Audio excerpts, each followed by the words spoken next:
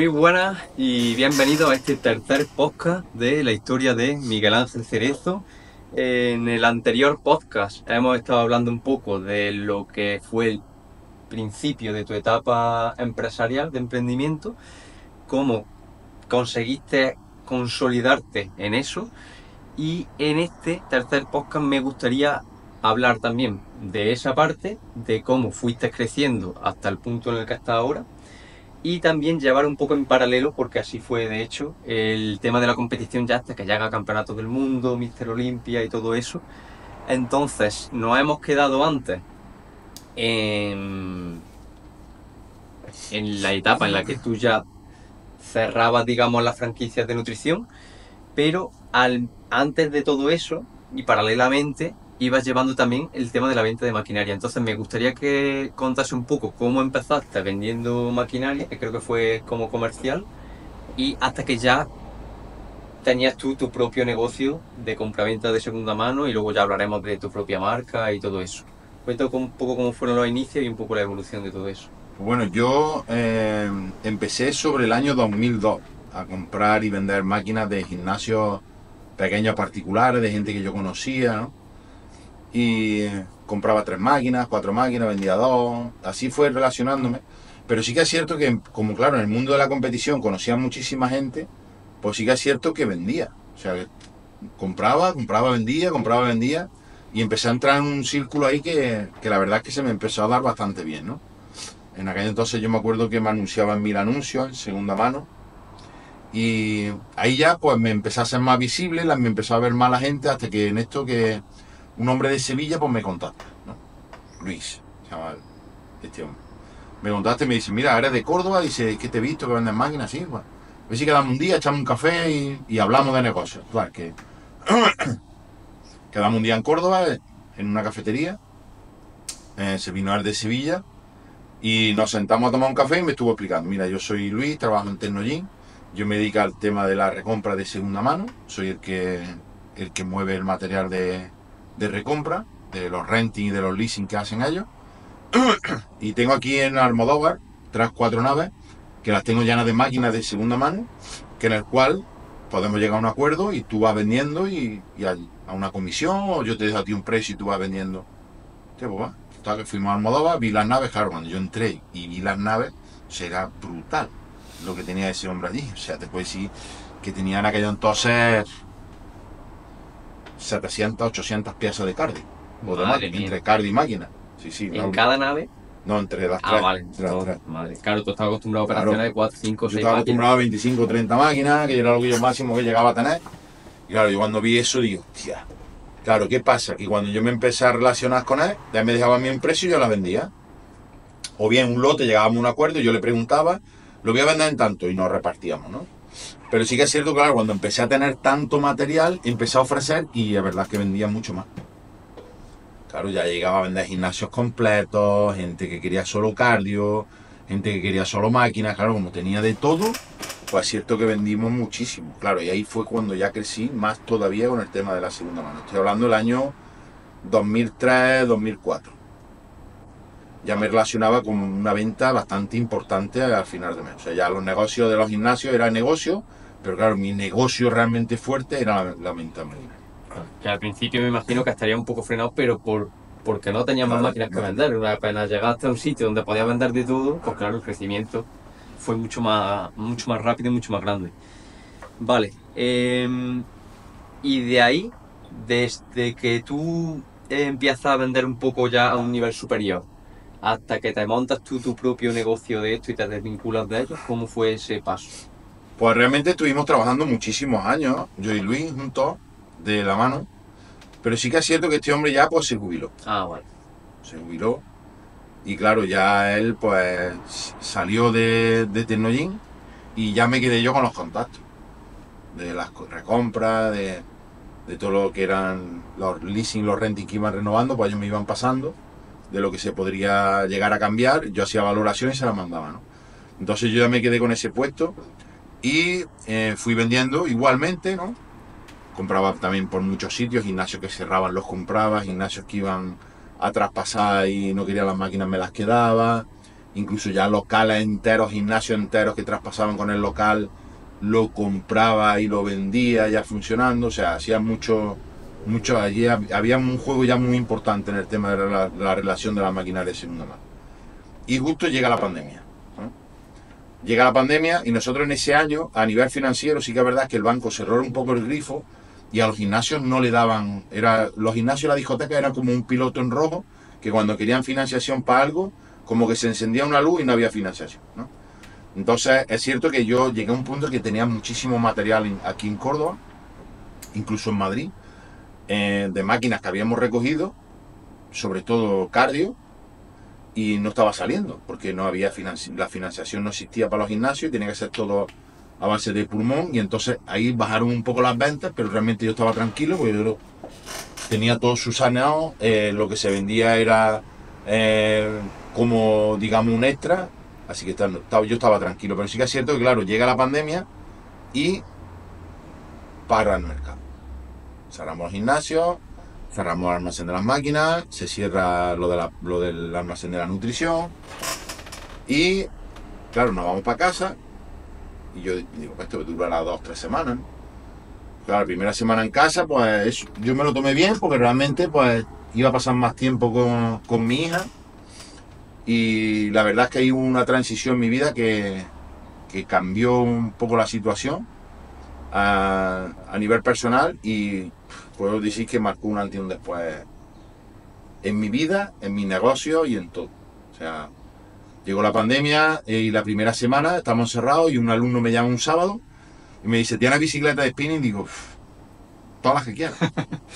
Entonces me dice, mándame fotos. ¿Verdad? Que llamé a Moyano, mira, saca un permiso, venimos al almacén, le hacemos una foto, se la mando, sí, mándame una. Se la mando, me hace el ingreso, la subo a Instagram y eso fue petado. Claro, todo el mundo encerrado en casa, todo el mundo... O sea, fue una auténtica locura.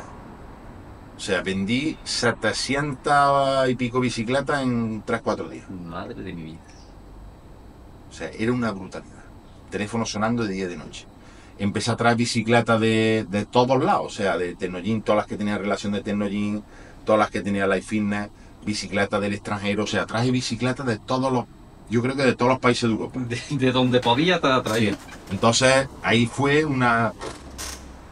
Yo decían en la tele van a abrir los gimnasios y yo decía, por favor, que no abran. Claro. Y mientras siguiese el chorro... No quería que abrieran. ¿Qué pasa? Que en ese tiempo, pues justo me contacta un hombre de China que fabrica máquinas.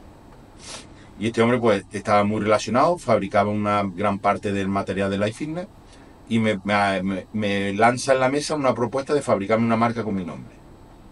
Y claro, yo digo, hostia, déjame 2 días, lo veo el catálogo, veo lo que tiene. Claro, sí, vamos a lanzarlo. Y ahí ya nace AC Fitness, que le puse AC Fitness por el nombre de mi hija, Adriana Cerezo Fitness. Y claro, sacamos la marca, seguimos vendiendo la segunda mano, seguimos vendiendo muchísimo, que la gente incluso empezaba a salir, empezaron a abrir los gimnasios, pero la gente estaba asustada y seguía comprando máquinas para las casas. Y ya vendíamos nuevo y vendíamos de segunda mano. Entonces ya fue creciendo, creció la marca nueva, seguimos vendiendo muchísimas máquinas de segunda mano y así seguimos con la línea del paso del tiempo, de que la pandemia pasa, pero seguimos vendiendo. Sí, bueno, ya estáis totalmente consolidados y claro, ya tienes de todo lo que pueda necesitar un gimnasio para servirlo. Vale. Rebobinando un poco y cambiando un poco ahora el tema de la nutrición, una vez que tú ya terminas con Reload, digamos, no sé si justo ahí cuando empezaste a colaborar con Hypertrophy o un poquito después. Entonces, ¿cómo se acerca esa marca a ti? En fin, ¿cómo llegáis a un acuerdo? Justo en la pandemia yo cierro mi almacén, que lo tenía en el Granadal, nos venimos a Las Quemadas, que era donde yo tenía el almacén mío de las máquinas. Y claro, ahí ya había una transición de que realmente yo ya había vendido las tiendas, quería dar un paso más allá con el tema de la nutrición, porque realmente a mí me rentaba mucho más lo de las máquinas, tenía que tener muchos menos trabajadores y facturaba mucho más dinero, ¿no? Entonces, justo llega la pandemia para eso y me vino perfecto. O sea, nosotros cerramos allí, nos trajimos unos pocos de botes para acá, para el almacén de las máquinas, y desde aquí pues sacábamos pedidos a los 4 chavales que pedían, porque los gimnasios estaban todos cerrados. Entonces, y empezamos a servir desde aquí, y claro, ya pasa la pandemia, dejan abrir, pero yo no abro. O sea, yo digo, yo paso de irme para allá, cuando yo aquí tengo un trabajo brutal, la facturación no tenía nada que ver, digo, pongo una estantería y sirvo desde aquí, ¿no? Y ya al año, ya me dice, un día la persona que yo tenía de encargar, me dice, yo, eso es mejor soltar eso ya, porque eso, total, que me dice, justo en ese mes, me llega Hypertrophy, que era una de las marcas que a mí me fabricaba, Kimi Pharma, y me hace una propuesta. Me quedo con tu red comercial, me quedo con tus clientes, te hago un contrato de imagen, llegamos a un acuerdo importante, y si te interesa lo firmamos y empiezas a vender Hypertrophy, y eres la marca de Hypertrophy. O sea que me fui para Sevilla, me senté con ellos, me senté a escucharlo, me hicieron una propuesta que me interesó desde el minuto uno, o sea, no tuve que decir más ni menos, Y ¿no? ni Me renegociar. hicieron la propuesta y dije, la acepto. Y ya empecé a trabajar con él. Vale. Entonces ya tenemos la transición de la maquinaria, la transición de la nutrición. Y ahora, tú que has vivido las dos situaciones de tener tu propia marca y ser representado por otra, o sea, que tú representes a otra, ¿qué prefieres? Porque claro, tener tu propia marca es mucho más responsabilidad, mucho más trabajo, mucha más inversión. Yo realmente entiendo que todos los negocios tienen sus pros y sus contras, ¿no? Pero yo sí que es verdad que la nutrición fue un crecimiento brutal como empresario para mí, a nivel de que me conocieran y a nivel de facturación, pero sí que es cierto que yo se lo dejo para ellos. ¿Prefieres ahora la situación que tienes ahora? Sí. Vale. Prefiero, estoy mucho más tranquilo, sigo colaborando con ellos, incluso muchas cosas les digo que saquen esto, que saquen lo otro, que saquen esto para mí, ¿no? Ahora vamos a sacar otros productos nuevos que vamos a lanzar ya mismo al mercado, que me hace mucha ilusión también, pero realmente que va, tío. Lo mío es, si te digo que he relacionado ahora mismo en facturación, pues en máquina, asesoría, gimnasio. Vale, vale. No es muy intuitivo, ¿eh? Está interesante que lo miréis. Que muchas veces nos puede el ego de decir, esta es mi marca, yo lo hago todo, lo creo desde cero, pero muchas veces no es la decisión más inteligente. Entonces también me parecía interesante comentarlo. Vale, ahora nos vamos a la competición, que nos quedamos en los anteriores podcasts con que había ganado ya el campeonato de España. Entonces, esta pregunta ya te la he hecho, vamos a pasar a la siguiente. Vale, sigues compitiendo, sigues ganando campeonatos y demás, y llega un momento que a mí me parece que es bonito para cualquier persona que le toque vivir esa situación, que es que le ponen tu nombre al polideportivo de tu pueblo. ¿Cómo pasó eso? Pues eso fue año 2009, 2010, creo. No recuerdo bien, pero creo que fue sobre esa fecha. Yo fui campeón del mundo y claro, llega a tu pueblo una persona, en aquello entonces, que estamos hablando del campeonato del mundo, que había 300 y pico atletas. Esto fue justo después del campeonato del mundo, ¿no? Esto fue justo después. Vale, pues entonces empieza cómo llegaste a ser campeón del mundo la primera vez y luego ya enganchamos con eso. Pues yo, claro, fui campeón de España, pero claro, yo realmente quería competir en un internacional. Entonces, ¿qué hice? Pues ponerme en marcha al 1000 por 1000 para conseguirlo. Entonces yo en aquel entonces estaba con Orellano y Ángel Lora, ellos que se fueron en este tiempo, se fueron de viaje fuera, y yo contraté otro entrenador. En este caso contraté a Ramón Puig. Estaba con Milo Sarcer y empecé a trabajar con él, ¿no? Con ellos. Empecé a trabajar en el año 2006 y con el objetivo en mente del 2006 de competir en el Campeonato del Mundo en 2008. Entonces yo hice ese año y medio todo como me marcó, sin una comida libre, sin nada, tal y como me lo marcaba. Madre mía, un año y medio sin comida. Sí, nada. O sea, yo iba ciego a ser campeón del mundo. O sea, yo cuando tengo algo, o sea, yo si algo sé, es que soy súper brutal cuando quiero conseguir algo, sé cómo tengo que hacer.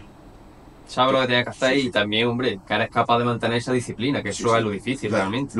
La disciplina no es lo difícil en este deporte y en los negocios y en todo es la constancia. Y ahí es donde falla el humano. la constancia. Porque en los negocios tú siempre vas a tener rachas de subir, bajar, mantenerte, ¿no? O expandir un negocio para arriba. La disciplina te hace que estés ahí en tu día a día. Pero la constancia es de hacer y volver a hacer las cosas que tienes que hacer para llegar allí. Y ahí en eso sí que es verdad que soy brutal. O sea, puedo decir que soy inhumano. O sea, consigo, pero claro, lo consigo a base de pelota. Claro. O sea, Es que eso a mí me o sea, parece yo, lo más difícil. en el tema de los gimnasios, yo en el mundo del negocio, Juanma, o sea, todo empresario que es empresario sabe que a los 30 años tiene un techo. O sea, todos, 25, 30 años tienen un techo, que muchos de ellos desaparecen en ese negocio o se vuelcan en otro. Yo no he tenido techo en el mundo del negocio. Yo cada año he facturado más en todos mis negocios. También yo creo que lo que les pasa a mucha gente es que cuando ya empiezan con su vida familiar, empiezan a darle más peso a eso y ya no llegan a ese nivel de constancia ni de actitud que tú has ido manteniendo toda tu vida a pesar de tener una familia. Sí que es cierto, Juanma, que yo te estoy hablando del año 2006, 2005, yo ya tenía asesores de empresa. Otro punto muy importante que la gente no tiene cultura de hacer. Yo he sido consciente de que yo he crecido en el mundo de los gimnasios y en los demás mundos de mi empresa, porque yo, desde el minuto 1, yo contraté un asesor de empresa, una empresa de asesoría, para que me formasen, para ganar más, para tener más rentabilidad, para saber las tendencias nuevas, para estar en lo último, para saber gestionarme, para tener una educación financiera. Y ese es el problema principal. Ahora mismo hoy en día en los negocios, los chavales abren negocios, ganan dinero, mucho dinero, pero no tienen educación financiera. No saben qué hacer. Conforme entra, sale. Conforme entra, sale. ¿Qué pasa? Que los negocios tienen una rampa, una inclinación de salida, empiezan a subir, pero luego se mantienen. Incluso luego bajan. Y cuando bajan, ellos están acostumbrados a hacer lo que hacían. Y ahí peta. Conozco muchos empresarios que han muerto de éxito. Muchos. Y en ese aspecto yo he sido muy precavido. Pero claro, yo ya me di cuenta de que había que tener un asesor de empresa y lo tengo en todas. O sea, sigues manteniendo, a pesar de tener tantísima experiencia. Sigo manteniendo asesores en el gimnasio, sigo manteniendo asesores en la maquinaria, sigo manteniendo asesores en redes sociales, sigo manteniendo asesores como entrenador. O sea, tengo asesores para todo. O sea, esto también me parece muy importante comentarlo porque es una cosa que aquí en España no hay mucha cultura de hacerlo, yo no sé por qué, pero a mí me parece la mejor forma y la más segura de crecer. No te vayas a fiar de cualquiera tampoco. Claro. No, yo siempre me he fiado, a ver, yo he sido claro. O sea, yo cuando he contratado una empresa, he visto qué han conseguido esas personas y qué han hecho conseguir. O sea, yo entiendo que a día de hoy conozco muchísimos que han tenido gimnasios, los han cerrado porque no han funcionado y ahora están haciendo asesores de gimnasio. O sea, imaginarse la brutalidad, ¿vale? Pero bueno, yo respeto todo el mundo tiene derecho a vivir, pero o sea, yo siempre he sido muy coherente en eso. O sea, me he fijado en a quién has hecho tú crecer como empresario. ¿Qué has hecho tú como empresario? Porque realmente la empresa que me empezó a mí a gestionar tenía gimnasio en Madrid. Claro, yo lo primero que hice fue visitar su gimnasio. Lo primero. Después ver a qué gimnasio estaban trabajando a ellos y cómo había el crecimiento empresarial que habían tenido.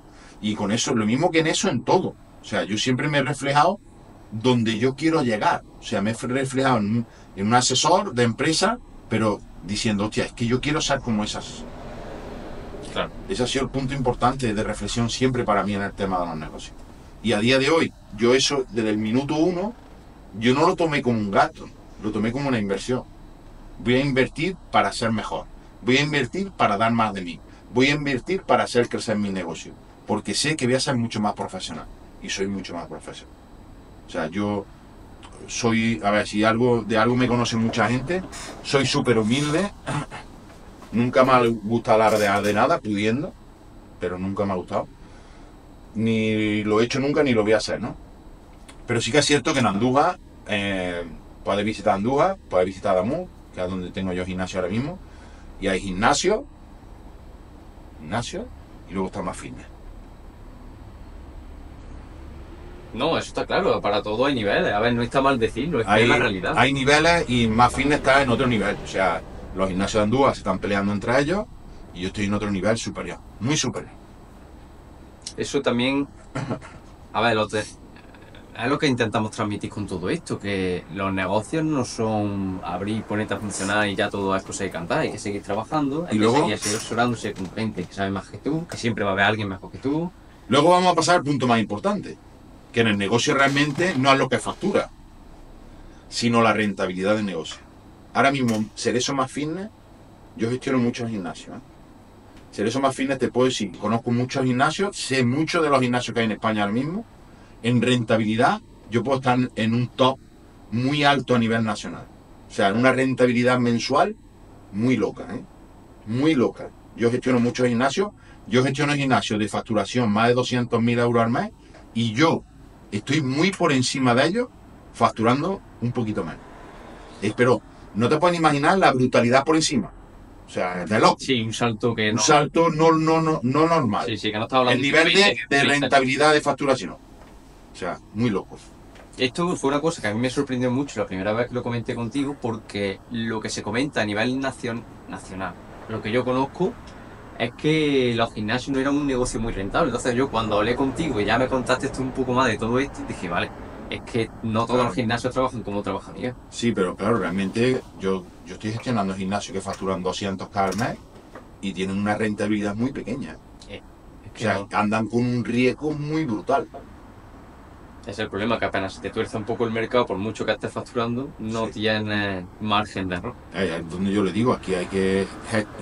Lo primero que hay que hacer es reconducir la empresa. O sea, no es gastar más clientes, sino reconducirlo y ver todos esos gastos donde están, cómo es el nivel tan alto de gastos, cuando realmente la facturación es alta, pero es que los gastos son más altos todavía. Claro, eso no tiene ningún sentido. Una empresa al final está para ganar dinero. Y claro, si empieza así, apenas se te tuerce un poco el mercado. Y ahí es donde realmente yo he sido muy bueno. Muy bueno también, he aprendido muchísimo. Mi educación financiera ha sido muy buena, muy buena. O sea, he aprendido de los mejores. Y luego que lo has mantenido siempre, ¿no? Nunca has dejado de formarte. Entonces, Sí, pues siempre estás en la última. Luego la gente pregunta. siempre, siempre. Yo siempre, cada mes voy a un curso, una formación. Ahora tenemos hace nada hemos tenido con Horma, ahora tenemos en mayo con Level Up. O sea, estamos continuamente, congresos, seminarios, eventos. Eso si quieres, también podemos profundizar en eso en el último podcast y cuenta un poco todos estos proyectos que estamos sacando nuevos para que la gente los Sí. conozca.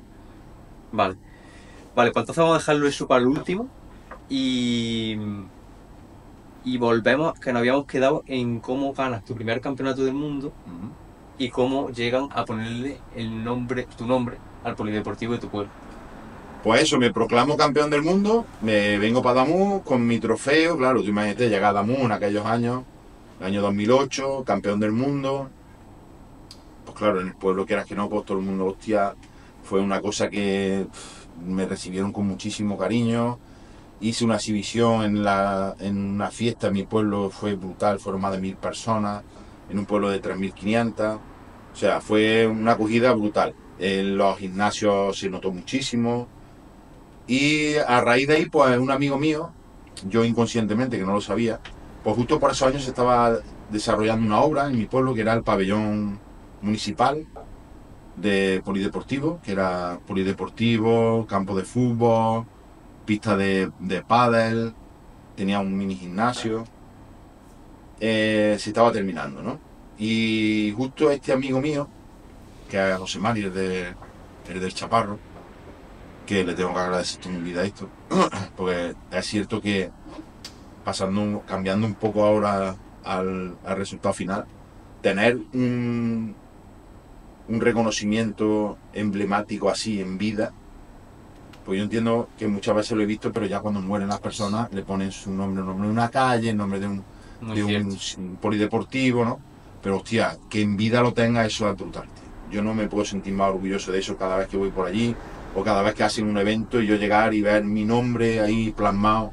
Eso es, como humano, es brutal. O sea, yo puedo decir que yo amo mi pueblo, sigo viviendo en mi pueblo porque amo mi pueblo, tengo piso en Andújar, tengo piso en Córdoba, pero realmente me considero 50-50, ¿no? tengo medio corazón en Andújar, medio corazón en Adamuz, pero sí que es cierto que los quiero a la población, quiero al alcalde, tanto de un sitio como de otro, porque me han ayudado muchísimo.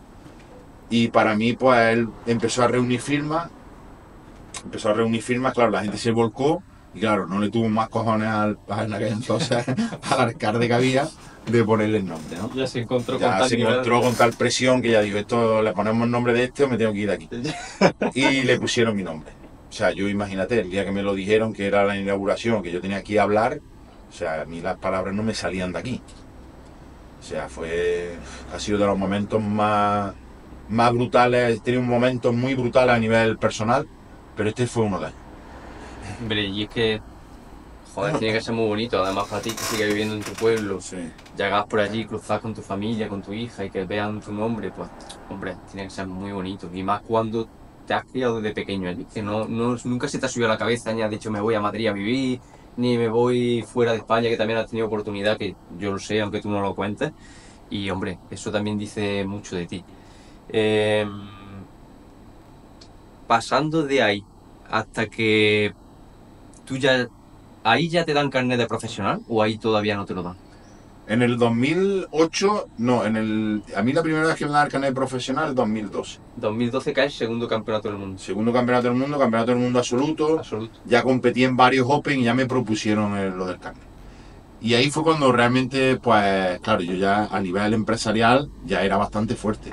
2012, ya tenía mi gimnasio en Córdoba, tenía gimnasio en Marta, tenía gimnasio en Adamuz, tenía gimnasio en Andújar, tenía lo de la nutrición, lo de las máquinas iba con un tiro. Que imaginaros qué locura. Entonces, claro, yo ya empecé con las asesorías también.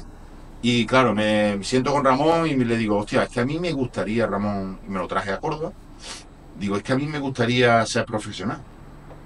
Y me dice, ¿para qué? Digo, hostia, que a mí me gustaría competir en una Olimpia.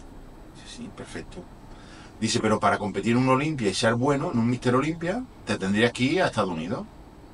Prepararte allí, buscar un buen preparador, buscar una buena marca de patrocinio, para que te mueva, para que te conozcan y para ser grande allí. Pues si no, vas a ser uno de aquí, un español aquí, no. Llega allí y no te van a mirar, ¿no? Y tú vas a dejar y te vas allí, te puedes ir, tus negocios ya están consolidados, pero yo sabía que aunque mis negocios estuvieran consolidados, si yo no estaba aquí, podían funcionar, pero no era lo mismo. Claro que no. Entonces yo miraba para atrás y había visto cómo me había criado, de dónde venía, lo que me había costado conseguirlo todo, porque a pesar de que tú dices, hostia, es que lo haces fácil. Fácil aquí ni nada.